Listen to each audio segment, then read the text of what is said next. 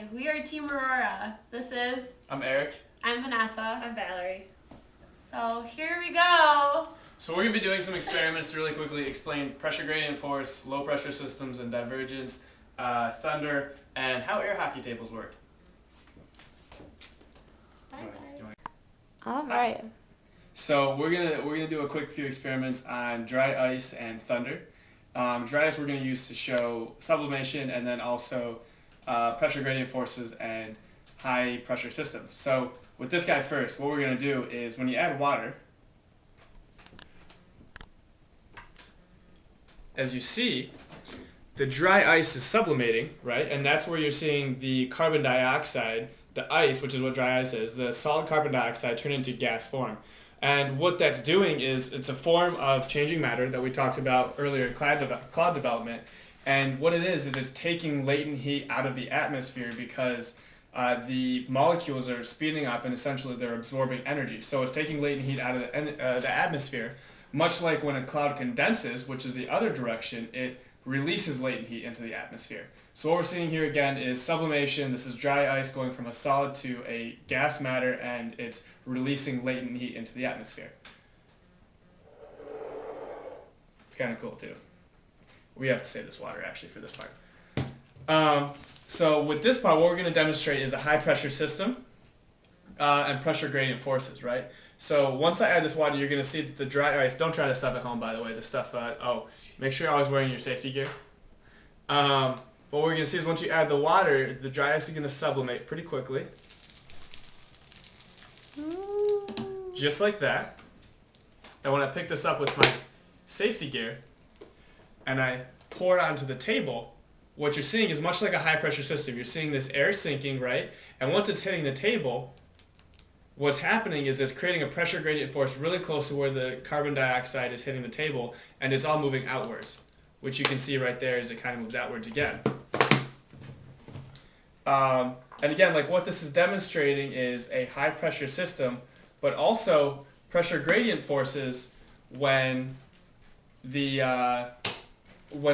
carbon dioxide is hitting the table and it's then again moving out like a high pressure system. It's creating essentially wind.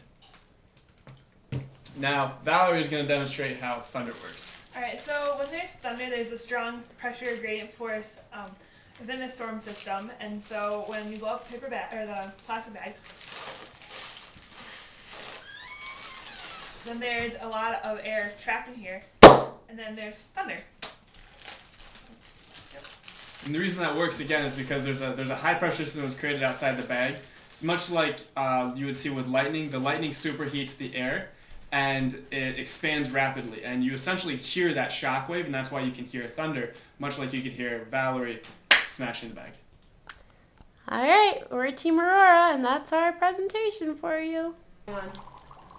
It's the same sort of, it's kind of like a high pressure system again, like once the carbon dioxide gets outside of the ridge of the fruit juicer bowl, actually is what it is, then it creates essentially again like a high pressure system, and you're seeing the carbon dioxide move outwards, kind of like you would see a cold front, because a cold front's it's moving under the rest of the warm air, that, I guess, more relatively warmer air that is otherwise sitting on a table.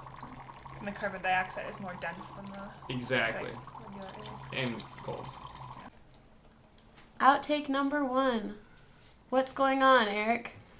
The water's bubbling because the it's not boiling, but it's bubbling because the carbon dioxide, the dry ice is sublimating really quickly, and so that's why it's doing that. Ooh. And so you get essentially a cloud because there's condensation nuclei, buzzword, condensation nuclei in the atmosphere. Same thing they're getting right here, but this one's kind of dying a little bit.